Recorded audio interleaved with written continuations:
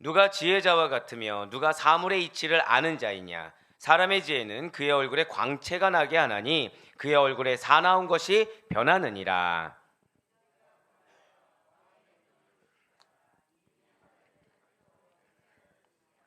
왕 앞에서 물러가기를 급하게 하지 말며 악한 것을 일삼지 말라. 왕은 자기가 하고자 하는 것을 다 행함이니라. 왕의 말은 권능이 있나니 누가 그에게 이르기를 왕께서 무엇을 하시나이까 할 수 있으랴. 아멘. 할렐루야. 네, 오늘도 변함없이 이렇게 주님의 말씀을 사모함으로, 그리고 주의 은혜를 확신함으로 우리가 이렇게 하루의 시작을 말씀과 기도 가운데 여는 우리를 기쁘게 받으시사. 자, 우리 한 번 더 크게 고백하실게요. 나의 삶 가운데 반드시 역사하십니다. 아멘.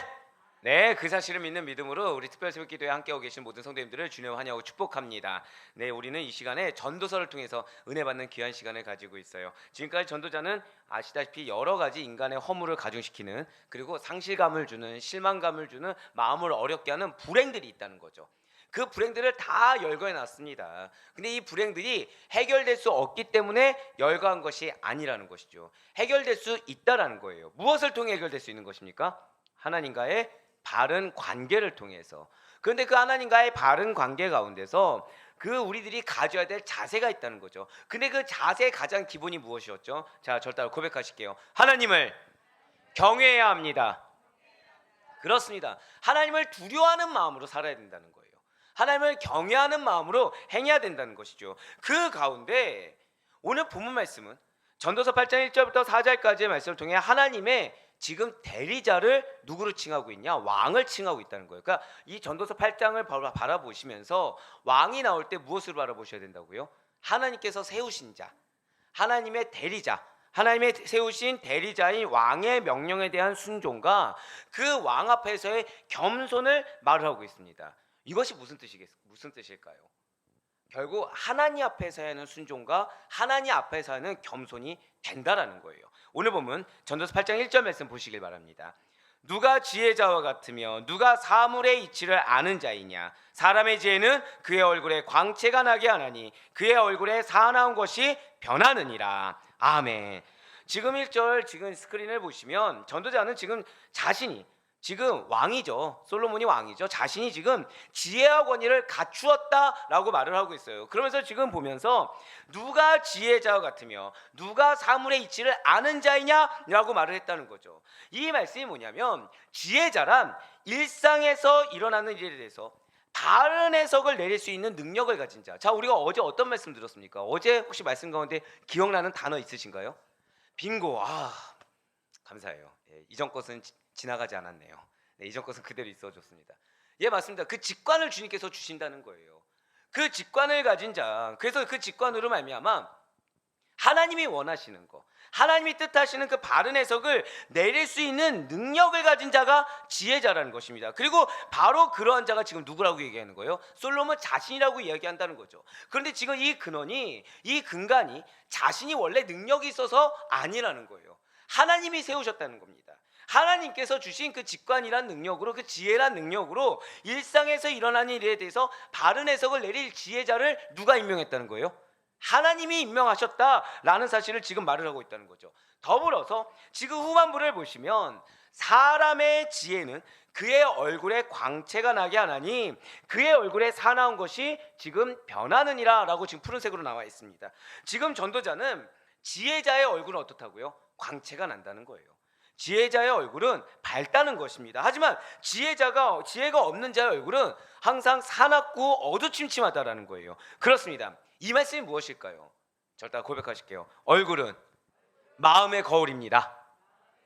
네, 맞아요. 얼굴은 마음속에 내면에 있는 것이 나온다는 거예요. 마음 깊숙이 숨겨져 있는 것을 겉으로 드러내 보여주는 마음의 창, 마음의 거울이 얼굴이 된다는 것입니다. 그래서 그 사람의 됨됨이와 그 사람의 마음가짐이 얼굴로 나타난다는 거예요. 그러니까 입술로 우리가 믿음을 고백합니다. 근데 얼굴이 걱정, 근심이 다 있어요. 이거 믿음 정상적일까요? 아니라는 거예요.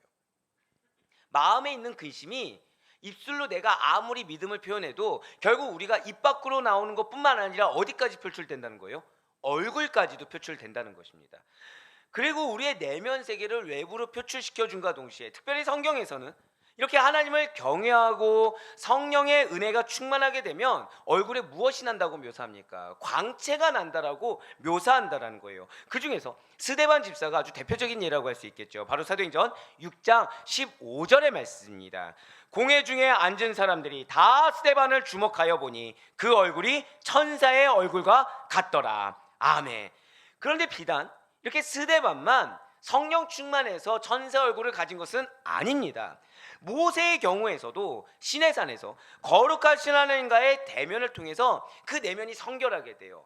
그리고 그것이 표출되게 됩니다. 어떻게요? 얼굴이 빛나는 것으로. 출애굽기 34장 30절의 말씀입니다. 아론과 온 이스라엘 자손이 모세를 볼 때 모세 얼굴 피부에 광채가 남을 보고 그에게 가까이 하기를 두려워하더니 아멘. 결국 구약에서든 신약에서든 지금 얼굴에 은혜가 충만하면 얼굴에 뭐가 나와요? 광채가 난다는 거예요. 그러니까 그 얼굴이 환하다는 것입니다. 얼굴을 봤을 때 그 밝은 느낌이나 밝은 기운을 우리가 받을 수가 있다라는 것이죠. 이처럼 하나님을 온전히 믿는 믿음으로 말미암아 우리의 내면이 변화되고 기쁨으로 충만하게 된다고 한다면 우리 얼굴은 빛나게 된다는 거예요.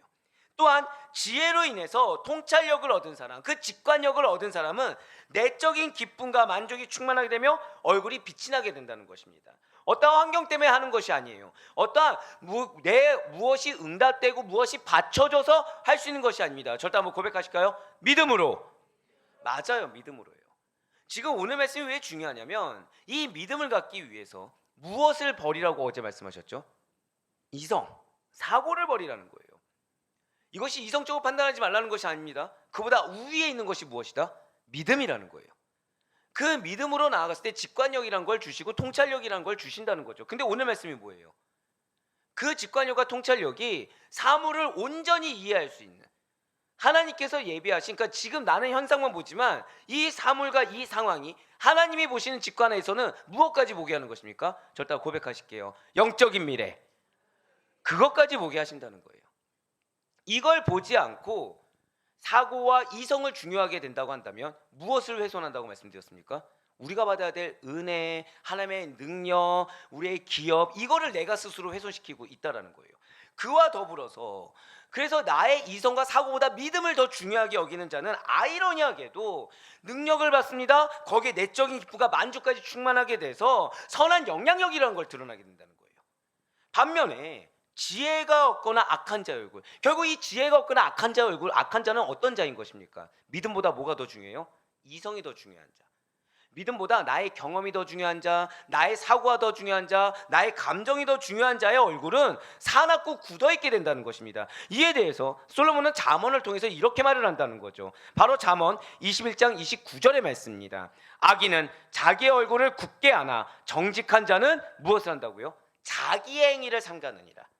이 자기가 무엇일까요? 역시 마찬가지로 나의 이성, 나의 고집, 나의 감정, 나의 계획, 나의 생각, 나의 사고, 그런 행위를 삼간다는 거예요. 정직한 자는. 이러한 악한 자의 얼굴을 변하게 하기 위해서, 그 악한 자가 온전히 변화돼서 능력을 받기 위해서 필요한 것이 무엇이겠습니까? 저다 고백하실게요. 믿음으로 말미암은 지혜. 예, 맞습니다. 믿음으로 말미암은 지혜가 필요하다는 거예요. 직관에 따른 지혜가 필요한 것입니다. 이 직관도 무엇으로 주어진다고요? 믿음이라는 거죠. 믿음. 왜냐하면 하나님의 지혜야말로 모든 것을 변하게 하는 능력이 된다는 사실을 믿으시길 바랍니다. 하나님의 지혜야말로 모든 것을 이루게 하는 능력이 된다는 사실을 반드시 믿으시길 바라겠습니다. 그렇습니다. 지금 8장 1절 후반부에서 그의 얼굴에 사나운 것이라고 말씀하셨는데, 이것은 얼굴에 힘을 줘서 험상궂게 된 거, 그러니까 얼굴에 자연스럽게 힘이 들어가는 거예요. 자꾸 힘이 들어가는 겁니다. 그리고 뻔뻔스러운 거예요. 누구 앞에 뻔뻔스러운 거예요? 하나님 앞에서.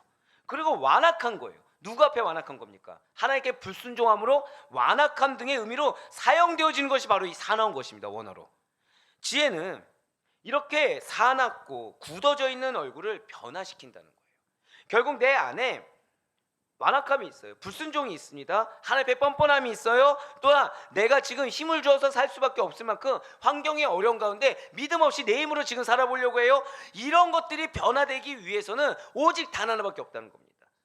아무리 수많은 기도가 응답되고 아무리 하나님께서 역사하셔도 다 소용없다는 거죠. 무엇이 필요하다고요? 오직 단 하나. 절대로 고백하실게요. 믿음으로 말미암은 지혜. 그거 외에 없다는 거예요. 그거 외에는. 진실로 지혜는 인간의 내면에 있는 것은 맞습니다. 하지만 여러분 반드시 기억하세요. 믿음으로 말미암은 지혜라는 것은 반드시 외적으로 드러나게 돼 있습니다. 그래서 강권적으로 부정적인 것을 긍정적인 것으로 변모시키는 힘이 있다는 사실을 지금 나타내주고 있다는 거예요. 그러니까 단적인 예로 이런 것이 있죠. 여러분들 기도 제목이 있습니다. 근데 기도 제목이 있는데 여러분들 환경이 변하지 않아요. 변하지 않아요. 근데 여러분들이 끝까지 믿는 거예요. 근데 하나님이 내 환경이 변화되지 않는다고 해서 멈춰있는 하나님이 아니라는 걸 깨닫게 됩니다. 어떻게 해요? 나와 상관없는 주변이 바뀌기 시작하는 거. 나와 상관없는 어떤 사람이 바뀌거나 환경이 갑자기 바뀌기 시작하는 거. 그러면서 내 환경이 분명히 여기서 아무것도 바뀐 적이 없고 난 능력이 없어서 그냥 이 상태였는데 어느 순간 살펴봤더니 여기에 놓여져 있는 거예요. 하나님의 믿음의 지혜의 능력이란 건 이런 겁니다. 근데 내가 여기서 여기로 옮기는데 내가 뭐 한 거 있을까요? 없을까요? 아무것도 없다는 거예요. 아무것도 없다는 거예요. 예, 맞습니다. 지금 전도자가 지금 이렇게 지혜의 효능에 대해서 계속해서 이야기하고 있는 이유가 있다라는 거예요. 그것은 자신이 지금 이러한 지혜의 능력을 가진 자임을 나타내기 위함입니다. 왜 나타내야 될까요? 지금 전도자가 누굴 바라보고 있죠? 지금 누굴 바라보고 허무하다, 지금 누굴 바라보고 지금 헛되다고 지금 여기고 있습니까? 이스라엘 백성들이에요. 정확히 어떤 자들이죠? 백성들과 관리들, 제사장들입니다. 근데 이제 중요한 사실이 생겼어요. 이 파트에서 중요한 사실이 생겼습니다. 지금 전도자가 헛되다 얘기를 합니다. 관리들이 듣습니까? 안 듣습니까? 안 들어요. 백성들 듣습니까? 안 듣습니까? 안 들어요. 왜 안 듣죠? 지금 자신들의 현실적인 상황을 지금 얘기하고 있다는 거예요. 실제로. 그러니까 지금 전도자는 그것이 온전한 해결이 될 수 없다. 너희들의 그 끝은 허무밖에 안 되기 때문에 지금 말씀을 들어야 된다라고 하는 거예요. 근데 그 말씀을 전하는 자가 누구라고요? 하나님께서 지혜의 능력을 나에게 부여해 주었어. 그래서 나에게 주신 지혜가 누구에게서 왔는지를 기억해 라고 지금 그 얘기를 하고 있는 거예요. 전도자는 하나님의 대리자인 왕의 명령에 대한 순종을 권명하기에 앞서서 자신이 바로 신정왕국의 왕. 자, 신정왕국이에요. 누가 주인이죠? 하나님이 주인입니다. 내가 지금 왕으로서 하는 얘기가 아니라는 거예요. 하나님의 대리자로서 하나님이 세운 이 이스라엘 왕국에 하나님이 기름 부으시고 하나님의 택한 자로서 이러한 지혜의 능력을 가졌기 때문에 너희들이 보지 못한 걸 지금 보여주셨기 때문에 제발 자신의 교훈을 경청해달라 라고 강권하기 위해서 지금 이런 말을 했다는 거죠. 즉 무엇입니까? 반드시 들어야 된다고 의지를 보였다는 거예요. 이미 지금 솔로몬은 결국 남유다 북이스라엘, 우리가 지난 금철에 때 들었잖아요. 지금 그 직전에 자신이 노년으로 넘어가기 직전에 지금 이 전도서를 쓸 때 지금 무엇을 본 겁니까? 이 상태로 가다가 큰일 날 걸 보인 거예요. 이 상태로 가다가 안 된다는 걸 보인 것입니다. 그래서 지금 어떻게 한 거죠? 반드시 자기 말을 들어달라고 의지를 보였다는 거예요. 그래서 전도서 8장 2절부터 4절까지는 해 아래 인생의 허물을 극복할 수 있는 방안으로 다른 걸 얘기하지 않습니다. 자, 저 따라 고백하실까요? 순종과 겸손. 네, 맞습니다. 그걸 지금 얘기하고 있다는 거예요. 솔로몬으로서의 능력 없습니다. 근데 하나님이 세우신 솔로몬으로서 능력이 있다는 거예요. 솔로몬으로서 능력이 없습니다. 연약해요. 하나님이 기름 부음 받은 자로서의 솔로몬은 능력이 있다는 거예요. 믿으십니까? 지금 그래서 해 아래 인생의 허물을 극복할 수 있는 방안, 너희들의 노력이 헛되지 않고 상급 있고 기업 있고 유의미하기 위해서는 하나님의 섭리에 따라야 된다는 거예요. 근데 그 하나님의 섭리가 무엇입니까? 하나님이 기름 부으시고 세우신 대리자의 왕의 명령에 제발 순종해줘. 왕의 명령에 제발 순종함으로 겸손함으로 이행해달라고 권면하고 있다는 거죠. 한번 전도서 8장 2절 말씀 보실게요. 내가 권하노라 왕의 명령을 지키라 이미 하나님을 가리켜 맹세하였음이니라. 아멘. 지금 우리가 이미 왕에게 순종하도록 맹세한 바 되지 않았느냐. 그러니까 왕권에 오릅니다. 왕이 오릅니다. 그때 백성들은 무엇을 하죠? 그 왕의 명령에 순종하겠다고 다짐을 했다는 거예요. 그러니까 하나님의 백성으로 구성된 신정왕국 이스라엘의 경우에서는 특히나 더하다는 거죠. 이렇게 왕이 왕권에 올라갈 때 하나님의 대리 통치자로서 하나님의 선택하심, 하나님의 구별하심, 그리고 위임을 상징하는 기름 부음. 자, 제가 세 가지 말씀드렸죠. 왕은 어떤 자라고요? 하나님이 선택하신 자입니다. 하나님이 구별하신 자입니다. 하나님이 기름 부어 주신 자예요. 그렇게 위임을 상징하는 기름 부음까지 받아 세워진 자입니다. 그렇기 때문에 솔로몬의 아버지인 다윗이 자신을 죽이려고 온 힘을 썼던 사울을 죽일 기회가 있었지만, 이렇게 하나님의 선택하심, 하나님의 구별하심, 하나님의 기름 부으심을 받은 자인 사울을 감히 죽이지 못했다라는 거죠. 분명 다윗이 이렇게 고백하지 않습니까? 사무엘상 24장 6절과 7절의 말씀이에요. 자기 사람들에게 이르되 내가 손을 들어 여호와의 기름 부음을 받은 내 주를 치는 것은 여호와께서 금하시는 것이니 그는 여호와의 기름 부음을 받은 자가 됨이니라 하고, 다윗이 이 말로 자기 사람들을 금하여 사울을 해하지 못하게 하니라. 사울이 일어나 굴에서 나가 자기 길을 가니라. 아멘.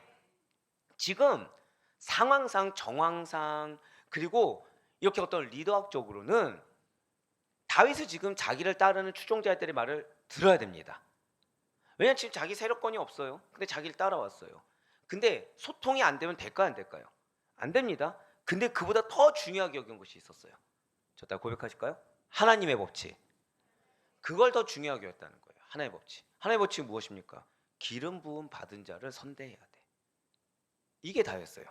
진실로 이렇게 왕의 명령에 대해 순종하는 거, 기름 부음 받은 자, 하나님이 선택하시고 구별하시고 기름 부음 받은 자에 대해서 순종하고 겸손하게 선대하는 거, 왜 중요할까요? 지금 여기에 포커스가 있죠. 누가 세우셨죠? 누가 기름 부으셨습니까? 결국 그에게 하는 것이 누구에게 하는 거예요? 하나님에게 대해서 하는 행동이라는 거예요. 예, 맞습니다. 기름 부어 세우신 왕의 명령에 순종하는 것은 그를 세워주시고 그를 구별하시며 그를 택하신 하나님에 대한 순종으로 연결된다라는 거예요. 지금 결국 지금 솔로몬은 관리들에게, 솔로몬은 지금 제사장들에게, 백성들에게 지금 무엇을 얘기하는 것입니까? 너희들이 그거 옳다고 행할 수 있어. 그리고 그것이 너희들이 결과가 안 보일 수 있어. 내 말이 믿어지지 않을 수 있어. 근데 궁극적으로는 나를 보지 말고 누굴 보라는 거예요? 하나님을 보라는 거예요. 지금 우리 이 이스라엘이 어떤 왕국인지 생각하고, 이스라엘이 어떻게 세워졌는지 생각하고, 그런 내가 어떻게 지금 여기에 왔는지를 생각하라는 거예요. 그래서 지금 나에게 하는 것을 하나님이 보고 있다. 할렐루야. 지금 그 얘기하고 있는 거예요. 그러면서 솔로몬은 오늘 보면 전도서 8장 3절과 4절 말씀을 통해서 이렇게 권면하고 있습니다. 전도서 8장 3절과 4절의 말씀입니다. 왕 앞에서 물러가기를 급하게 하지 말며 악한 것을 일삼지 말라. 왕은 자기가 하고자 하는 것을 다 행함이니라. 왕의 말은 권능이 있나니 누가 그에게 이르기를 왕께서 무엇을 하시나이까 할 수 있으랴. 아멘. 지금 3절 말씀이 뭐냐면, 왕이 지금 시찰을 나간 거죠. 시찰 나갔습니다. 관리들이나 백성들이 잘못 살고 있는 게 보입니까, 안 보입니까? 보이고 있다는 거예요. 율법을 왜곡해서 해석한다든지, 그리고 있던 할라카, 인간적인 것이 하나님의 말씀보다 더 앞선 것이 보인 겁니다. 그래서 정책을 내려요. 들을까요, 안 들을까요? 안 듣는 거예요. 지금 왕이 정책을 내립니다. 현실적인 이유로 안 듣는 거예요. 이 지방에서는 그게 맞지 않습니다. 이 지역에선 그게 맞지 않습니다. 우리 상황에선 그게 맞지 않습니다. 그 얘기를 하고 있는 거예요. 예, 그러니까 지금 뭐라고 하고 있는 겁니까? 3절 말씀을 통해서 왕의 정책에 불만을 품고 이 정책이 어떤 결과가 나올지도 모르는 상태에서 성급한 자세로 너에게 맡긴 직무를 포기하거나 너 뜻대로 하거나 왕에게 보여야 할 충성을 다하지 않는 태도는 하지 말아야 돼 라고 지금 얘기하고 있는 거예요. 더불어 왕에게 지금 사악한 반역행위까지 하지 말라라고 강권하고 있는 것입니다. 지금 관리들이 어느 정도까지 하고 있는 거예요? 솔로몬을 지금 치려고까지 생각을 하는 거예요. 더불어서 왕은 지금 자신이 원하는 바 다 할 수 있어. 내가 원하는 대로 다 할 수 있지만 지금 너희를 세워준 거야 라고 하면서, 너희가 근데 내가 지금 세웠고 하나님이 나를 통해서 너를 세워줬는데 충성을 다하지 않거나 무례하게 행하는 것은 너희의 화를 자초하는 일이야 라고 지금 밝히고 있다는 거예요. 그리고 4절 말씀 보시길 바랍니다. 4절 말씀에서는 왕의 입술이, 왕의 말이 가지는 막강한 권능을 강조하면서 하나님께 위임받은 왕의 절대적인 권세와 힘이 너무 대단하다 보니까 왕이 무엇을 할 수 있느냐라고 물을 수 없다고 지금 이야기하고 있는 것입니다.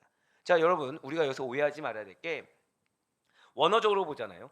솔로몬이 말한 지금 권위에 순종하라, 이것이 권세를 지닌 자가 우월하다, 권세를 지닌 자의 능력이 탁월하고 특별하다, 이 뜻이 아닙니다.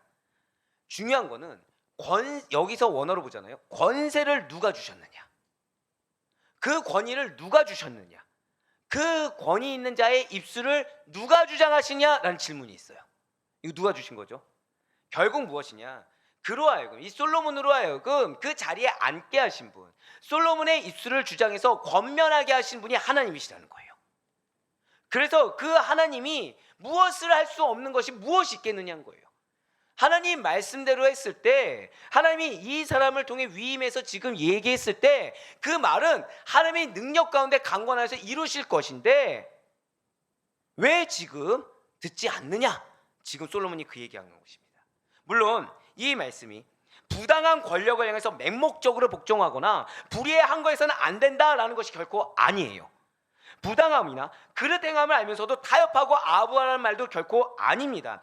그것이, 잘 들으셔야 돼요, 하나님의 뜻에 위배된 행동이 아니라고 한다면 철저하게 그 권위를 인정하고 순복할 수 있어야 된다는 거예요.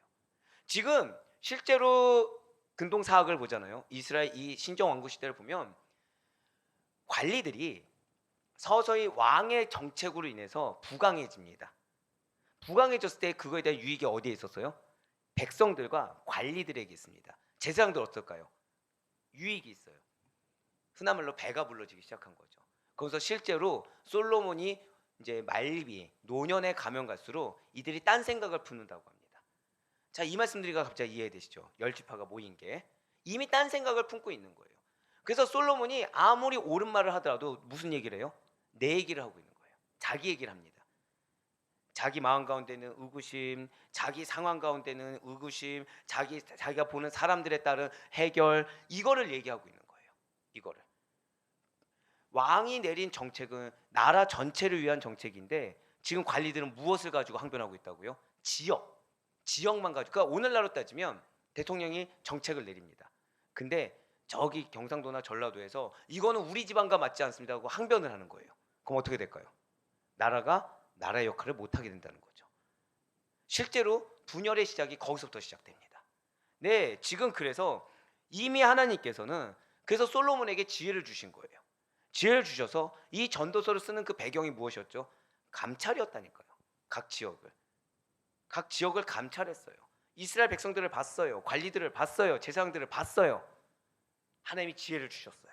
어떻게 해야 될지 답을 주셨어요. 근데 어떻게 하고 있는 겁니까? 허무한 길을 따라 계속 가고 있다는 거죠. 그래서 실제 전도서를 보잖아요. 원어적으로 보면 계속 안타까운 마음입니다. 계속 안타까운 마음.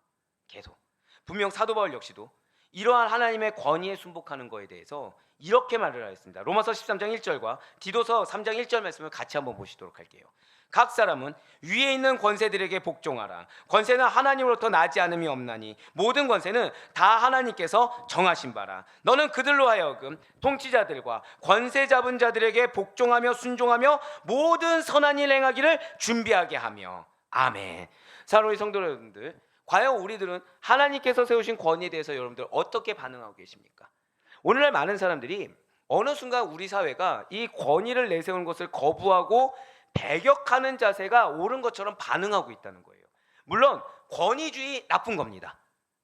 지나친 권위주의는 그 공동체 안에 속한 사람들을 고통스럽게 할 우려가 충분하고요, 공동체를 유지시키지 못하게 하는 게 맞아요. 그렇지만 이러한 권위주의보다 더 나쁜 것이 있다는 거죠. 이것을 허무는 것이 있다는 거예요. 공동체를 와해시키는 것이 있습니다. 그것은 뭐냐면 권위를 무시하는 거예요. 사랑하는 여러분들, 우리 교회는 직분자들이 있습니다. 근데 제가 직분자들이 낮은 자세에서 섬겨야 됩니다 이렇게 말씀드린다고 해서 무시해서는 안 돼요. 권위를 인정하고 순복할 수 있어야 됩니다. 리더된 자들에게 권위를 인정하고 순복할 수 있어야 돼요. 예, 맞아요. 권위를 무시하는 것은 결국 그 공동체 질서를 와해시키는 겁니다. 기둥을 흔드는 악을 행한다고 지금 솔로몬이 오늘 얘기하고 있어요. 그러니 우리는 권위를 허문 자가 되어서는 절대 안 됩니다. 왜요? 하나님이 여러분들을 세우시고 여러분들로 말미암아 누군가를 섬길 수 있는 어떤 장급이라든지, 또는 이것은 비단 교회뿐만 아니라 가정에서도, 가장이라든지 직장에서도 어떤 장급들을 세우신다라는 거예요. 여러분들에게 왜 그런 상황을 주셨는지 생각하셔야 됩니다. 더불어서 하나님께서 그들을 세우셨을 때는 내가 순종하라고, 순복하라고 세우신 것이지 내가 그들에게 반역을 행하라고 세우신 것은 아니라는 거예요. 그러니 하나님께서 세우신 권위를 인정하는 가운데 그 인정을 통해 역사하신 것이 어떤 것인지 경험할 수 있는 여러분과 제가 되길 간절히 소망합니다. 우리가 더 크고 선한 뜻을 위해서 간직해야 될 삶의 자세가 있어요. 그것은 자기 부인 맞습니다. 자기 부인 맞아요. 근데 그 자기 부인된 자리를 채워야 될 것은 바로 절대 고백하실게요. 하나님과의 협력. 예, 하나님과의 협력이에요. 근데 하나님과의 협력, 여러분들 하나님과 협력했을 때 하나님과 대등한 위치십니까? 아니죠. 우리는 어떤 자세죠? 순종의 자세라는 거예요. 순종의 자세. 근데 하나님이 누구를 세우셨다고요? 그럴 때 그 순종할 수 있는 대상을 세우셨다는 것입니다. 내 뜻보다 하나님 뜻이 더 중요하다는 사실 잊지 마시길 바래요. 제가 이 전도서를 보면서 아마 연구했던 걸 여러분들 아마 느낌이 오실 거예요. 그래서 무슨 생각이 들었냐면, 어쩌면 이스라엘은 나눠지지 않았을 수도 있다.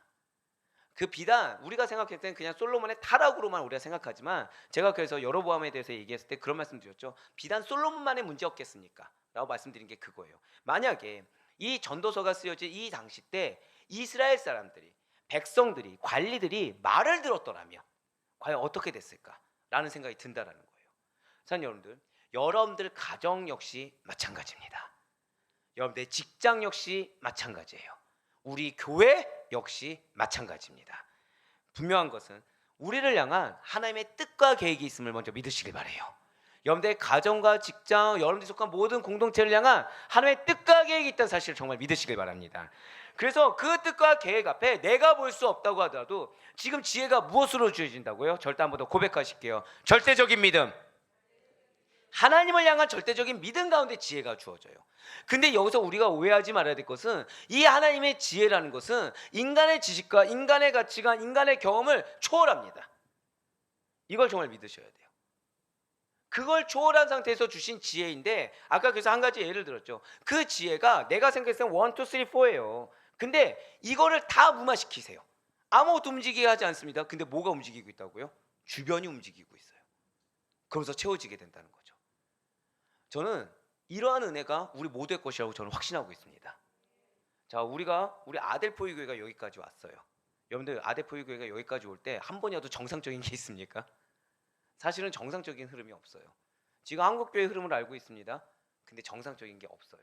왜일까요? 하나밖에 없기 때문이에요. 절대 고백하실게요. 끝까지 믿겠습니다. 그 믿음이 전부였기 때문입니다. 그리고 본질을 놓치지 않았기 때문이라는 거예요. 우리의 본질은 다른 거 아니에요. 영혼을 위해서라면, 복음을 위해서라면, 구원을 위해서라면 나 하나 정도는 초기와 같이 내버릴 수 있어야 됩니다. 나 하나 정도는 중요하지 않은 것처럼 닫을 수 있어야 됩니다. 그렇게 됐을 때 나의 빈자리를 하나님께서 은혜로 채우신다라는 누차드리는 이 말씀이 여러분들의 기업이 된다는 사실을 정말 잊지 마시길 바래요. 하지만 내가 나의 입술을 열면 누가 책임져야 된다고요? 내가 책임져야 돼요. 하지만 기도의 입술, 순종의 입술을 열면 누가 책임지는 겁니까? 하나님이 책임진다는 사실을 여러분들 반드시 잊지 마시길 바라겠습니다. 하나님께서 정하신 큰 뜻과 질서가 중요하다는 사실을 잊지 마시길 바래요. 그 큰 뜻이 내가 보이지 않는다. 보이지 않을 수 있어요. 하지만 누군가는 보게 합니다. 그럼 그 뜻 앞에 아멘으로 순종했을 때 그때 동참하면서 보이기 시작한다는 거예요. 하나님께서 정하신 그 대의 앞에 나의 소견을 접을 줄 아는 우리를 통해 하나님의 역사심을 경험할 수 있다는 사실을 정말로 믿으시길 바래요. 진실로 하나님께서 만드신 모든 세계에 부여한 질서라는 것은 여러분들의 삶 곳곳으로 면면이 이어지고 있습니다. 이것은 우리 모두 다 볼 수 있어요. 이건 우리 모두 다 경험할 수 있습니다. 믿으십니까? 다른 걸로 우리가 경험할 수 있는 것이 아니에요. 여러분들의 직관 다른 걸로 주는 것이 아닙니다. 지혜 다른 걸로 주는 것이 아니에요. 여러분들의 은혜의 역사 다른 걸로 주는 것이 아닙니다. 절대 마지막 고백하실게요. 내가 절대적으로 믿겠습니다. 아멘. 그 사실을 통해 역사한다는 거예요. 오늘 솔로몬이 그거 얘기하고 있습니다. 그러니 바라옵건 없기는 그 질서에 순종하는 여러분과 저를 통해서 하나님께서 만드신 모든 뜻과 질서를 따라 행하시는 우리의 순종을 통해 서로 협력하고 동역하는 여러분들의 아름다운 가정, 여러분들의 아름다운 직장, 모든 공동체 가운데 역사는 하나님을 만날 수 있는, 오늘 솔로몬은 안타깝게 고백하고 말았지만 우리는 다르죠. 우리는 안타까운 것이 아닙니다. 기대할 수 있어요. 허무한 걸로 끝나지 않고 모든 것이 유의미하게 남는 주의 사역의 결실을 기대할 수 있습니다. 믿으십니까? 그래서 그러한 사역을 기대하는, 자, 저의 기도는 어떨까요? 자, 제가 지금 어떻습니까? 밝아 보입니까? 힘들어 보입니까? 힘들어 보입니까? 예, 굉장히 밝습니다. 왜냐하면은 말씀을 주셨잖아요. 지금 말씀이 무엇이죠? 기대하라는 거예요. 믿고 순종하면 된다는 거예요. 그럼 기대하면 결과를 주십니다. 그래서 그 결과를 기대하는 믿음 가운데 그 믿음의 분량에 따라 합당하게 역사하신 하나님을 만날 수 있는 우리 모두가 될 수 있기를 주님의 이름으로 간절히 축원합니다.